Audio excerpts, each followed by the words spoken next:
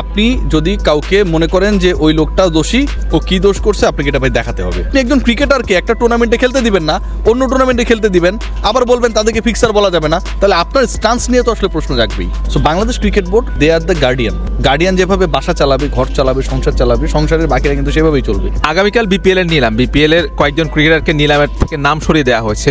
তারা আবার জোর গলায় বিভিন্ন মাধ্যমে বলছে যে তারা আসলে প্রমাণ দেখতে চাইছেন, বিসিবিও সে প্রমাণটা দেখাচ্ছে না। আসলে এটা নিয়ে কি বলবেন? মানে তাদের জোর গলা নিয়ে আমি আসলে কোনো নেগেটিভ কথা বলতে চাই না।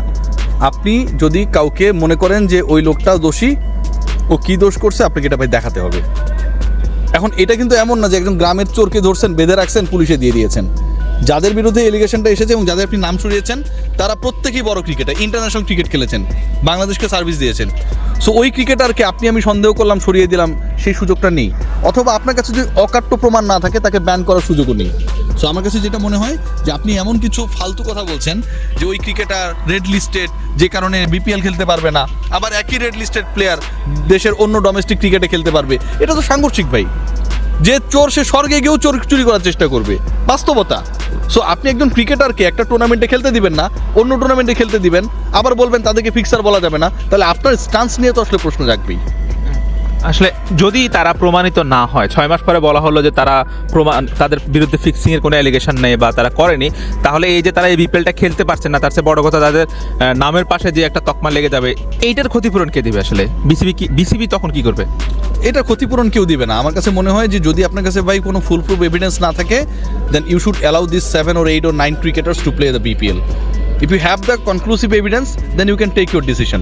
But if you don't have any evidence, আপনি সন্দেহ করলেন যে বিজয় ফিক্সার, মোসাদ্দেক ফিক্সার, অমুক ফিক্সার, এটা কোনোভাবে অ্যাকসেপ্টেবল না। এভিডেন্স ছাড়া আপনি কাউকে দায়ী করতে পারেন না এই লেভেলে এসে। আমরা আজকের ম্যাচটায় ফিরে আসি। প্রথম ম্যাচটা বাংলাদেশ আয়ারল্যান্ড হেরেছে, দ্বিতীয় ম্যাচটা ভালো ক্রিকেট খেলেছে বলা যায় যে।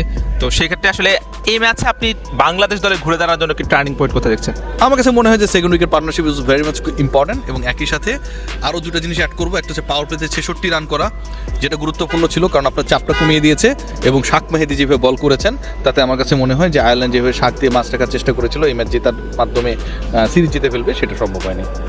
ওভারঅল এই ম্যাচটা জেতাটা বাংলাদেশের জন্য, আসলে বাংলাদেশ ক্রিকেটটা একটা খুব অদ্ভুত একটা পরিস্থিতির মধ্যে দিয়ে যাচ্ছে।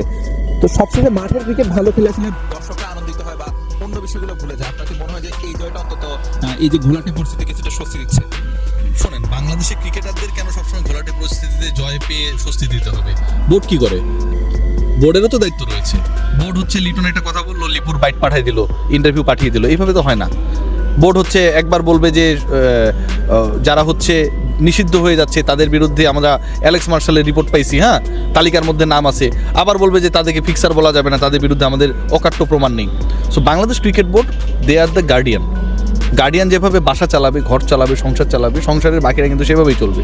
গার্ডিয়ান এসে যদি প্রতিদিন মারামারি করে, শয়তানি করে, বদমাশি করে, অথবা হয়ে যায়, তখন কিন্তু সংসারে অথবা ওই পরিবারের সন্তানেরা কিন্তু ভালো কিছু শিখবে না। So Bangladesh cricket board they are guardian, তাদেরকে আমার কাছে মনে একটা ডিসেন্ট রোল প্লে করা উচিত, সেটা অফ ফিল্ড অন ফিল্ড সব জায়গায়।